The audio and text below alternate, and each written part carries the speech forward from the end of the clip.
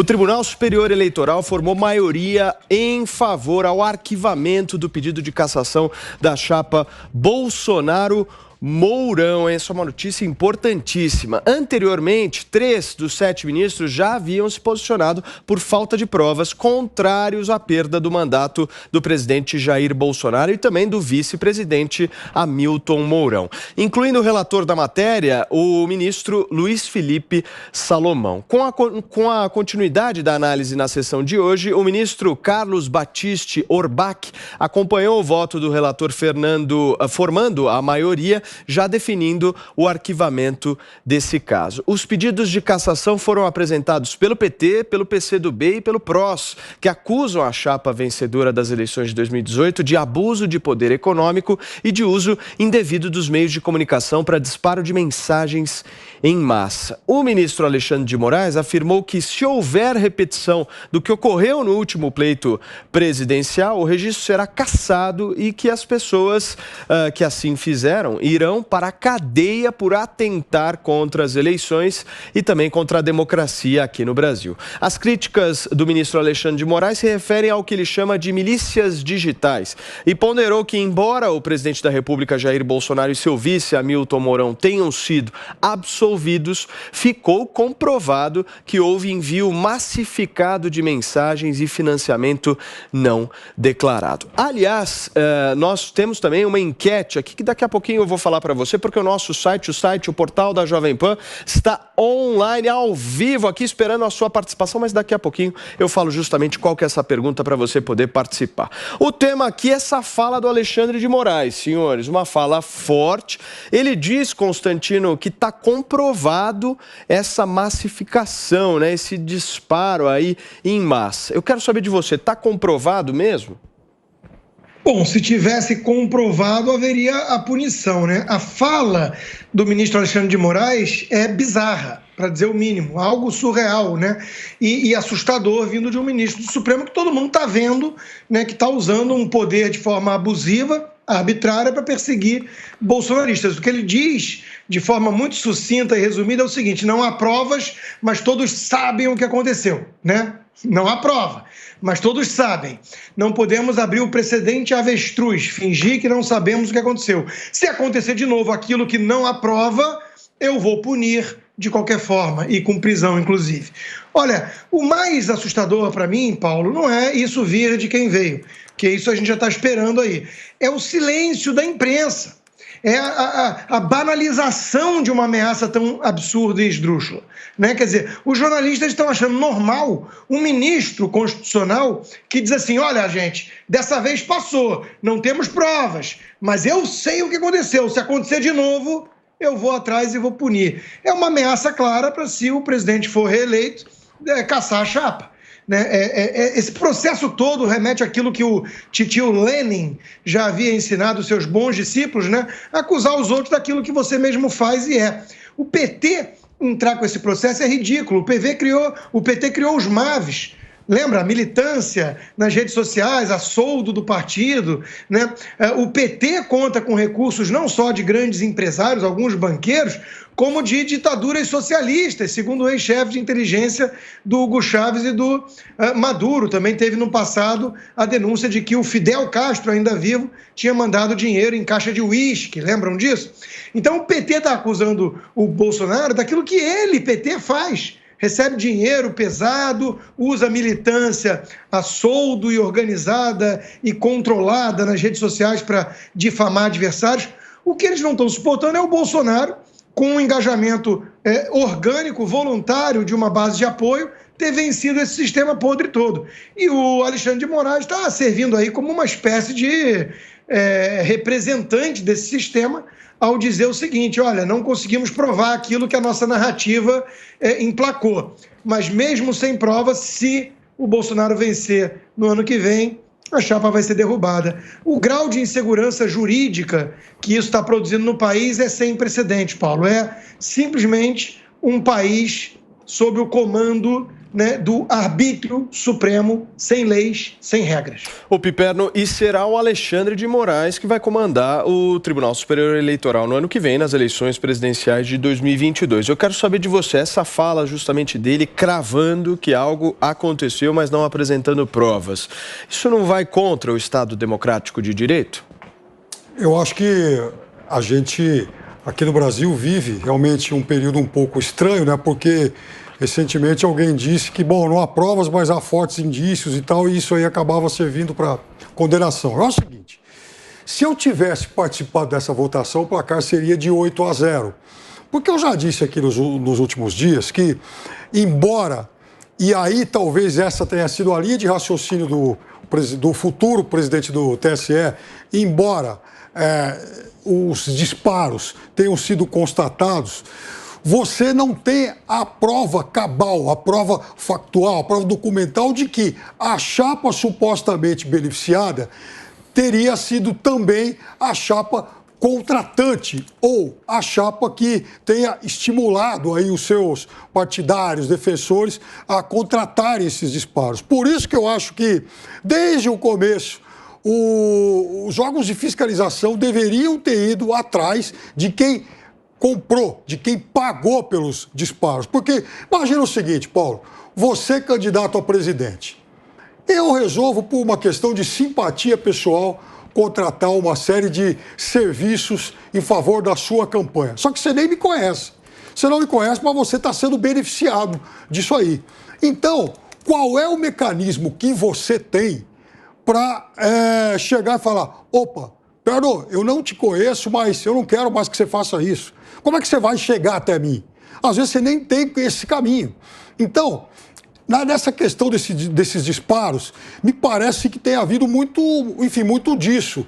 Eu não sei se, para mim, não ficou constatada a relação entre contratante e beneficiado.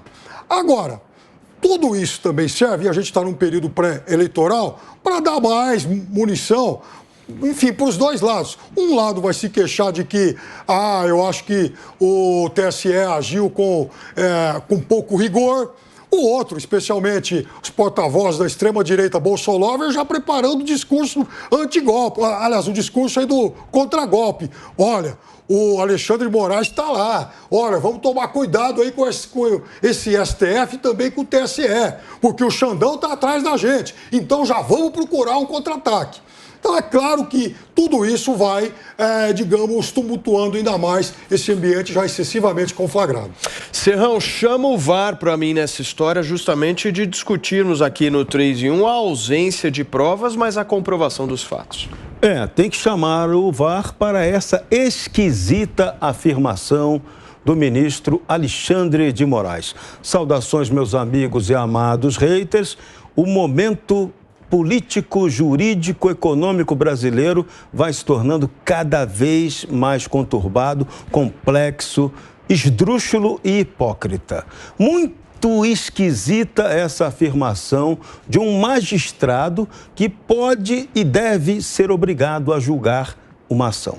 Primeiro, não se julga nada antecipadamente. Esse é o primeiro equívoco. Pré-julgamento não vale, sobretudo em questão político-eleitoral.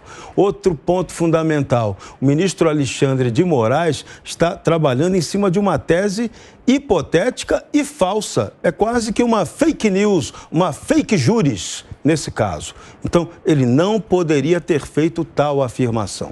Se constatou que houve, sim, o espalhamento, a distribuição em massa dessas ações para angariar voto ou para sabotar a chapa adversária, aí estaria configurado o crime e teria então que ser votada e aprovada a condenação da chapa Bolsonaro-Mourão. Só que passou muito tempo e o tempo é o senhor da razão e você, quando perde o timing para fazer as coisas e julgar o que deveria ter sido julgado lá atrás, isso perde completamente a razão e a feição das coisas. Além disso, o argumento é absolutamente ilógico. A acusação feita pelo PT é absolutamente improcedente. Então, tem dois fatos que a gente tem que constatar e levar em conta nessa história.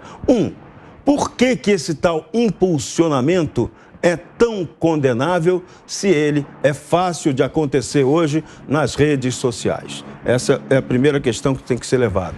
Segundo, não há o risco, Piperno até lembrou isso muito bem, de alguém inadvertidamente ou até criminosamente provocar esse impulsionamento de mensagens para prejudicar ou beneficiar o seu candidato a favor ou o adversário. Então, cria-se aí uma situação que você depois não pode provar se o candidato efetivamente teve participação no episódio, mas Alexandre de Moraes já avisou. Se isso acontecer, o candidato já está punido e será cassado, terá seu registro eleitoral cassado. Esse tipo de ameaça não deveria ter sido feito pelo presidente do Tribunal Superior Eleitoral, próximo presidente, que vai comandar as eleições de 2022. Então, entramos mais uma vez na politicagem envolvendo o processo eleitoral. Isso é assustador. Isso é, como diria o Boris Casoy, uma vergonha. E eu acrescentaria, é uma palhaçada.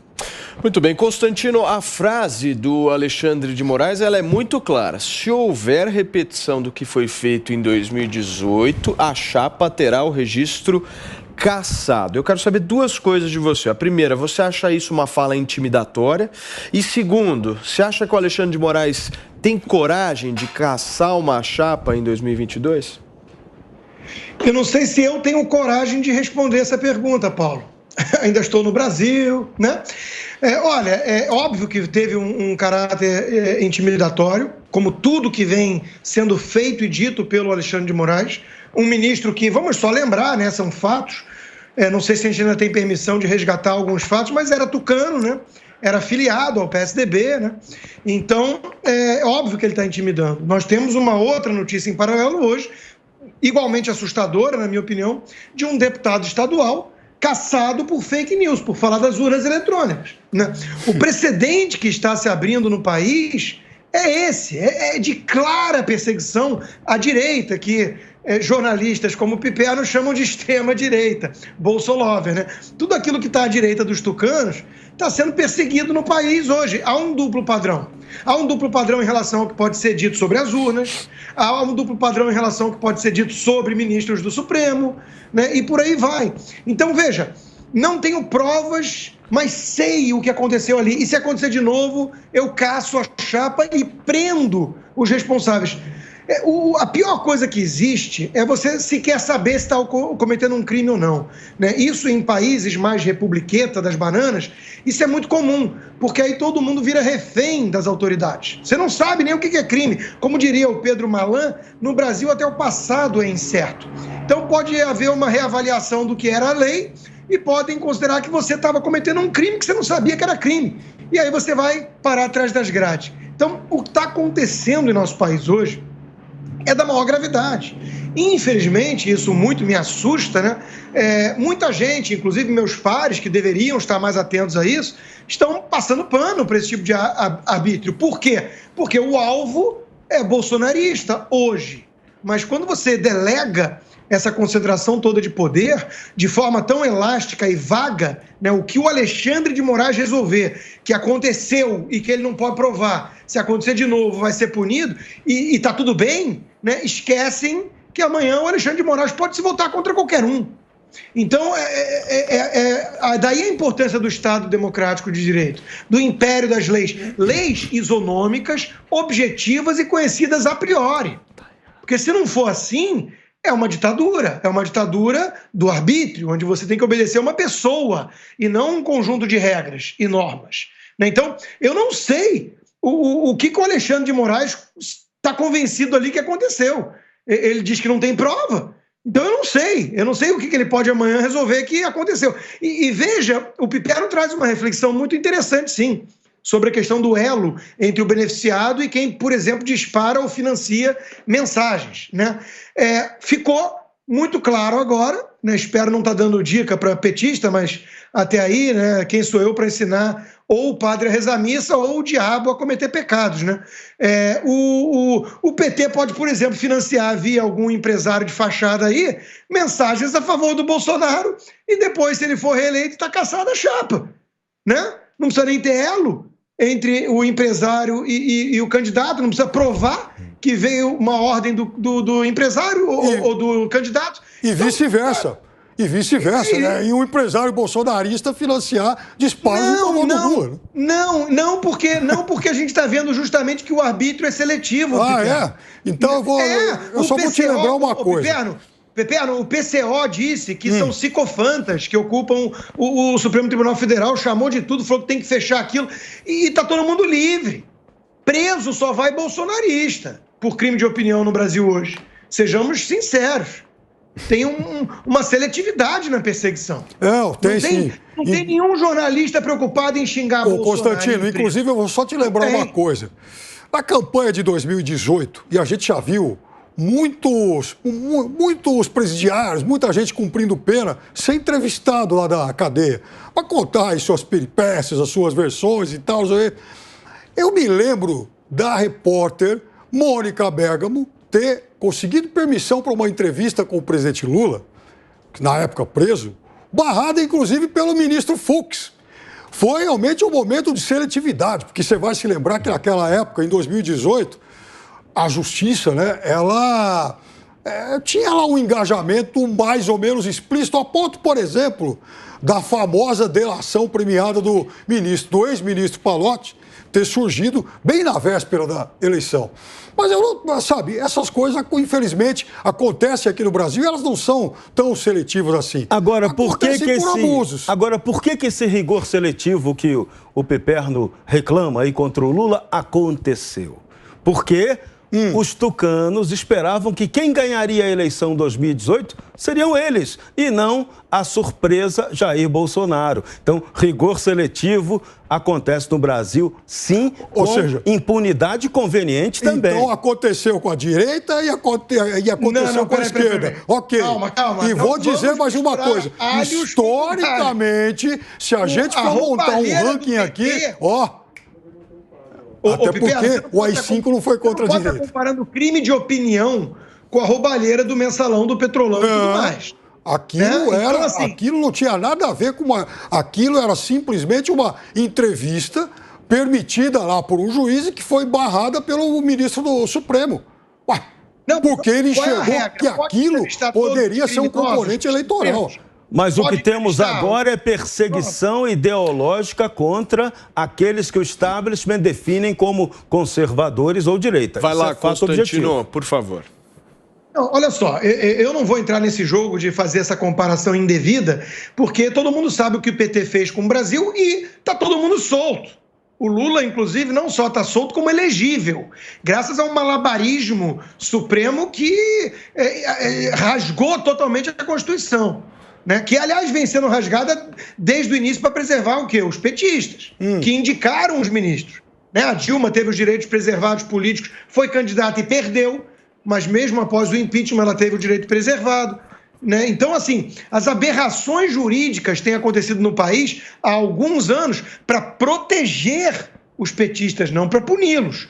Punir, eles merecem punição porque eles cometeram os maiores crimes. E hoje, não só estão protegidos pelos companheiros supremos, como os seus adversários estão sendo perseguidos por crimes inventados, por inquérito ilegal. Se a gente for falar em perseguição, por exemplo, a gente tem que falar em delegado afastado do Rio de Janeiro, em delegado afastado no Distrito Federal, em fiscal do IBAMA afastado por ter multado Bolsonaro. Aliás, tem muita gente que sumiu do mapa exatamente por estar cumprindo com a sua obrigação, né? Não, ao contrário. Nesse caso desse delegado aí, ele está desviando o assunto, mas ele era militante ligado a Marina Silva. Certo. Então, ele não pode cumprir a lei. Ele teve uma militância política, então ele não pode cumprir a lei. O material da madeira toda apreendida estava jogado lá há não sei quantos meses. Ele não estava cumprindo a lei, ele estava usando o poder arbitrário dele para perseguir adversário político. Ele estava fazendo o que o senhor Alexandre de Moraes, pelo visto, anda fazendo. O afastado no Distrito Federal outro dia também devia estar escondendo alguma coisa, como lá no Rio de Janeiro. Agora que o sistema está trabalhando para proteger bolsonaristas. Boa sorte com essa tese. Não, essa tese não se sustenta. Para finalizar, por favor. Para finalizar, Serrão. Essa tese não se sustenta. O sistema quer detonar Jair Bolsonaro de qualquer maneira. Quanto vale o ministro do Supremo conforme o áudio que vazou? Mas isso a gente discute depois, né? Deve valer muito, porque pela dificuldade que está tendo para a indicação do André Mendonça, ministro do Supremo deve valer muito.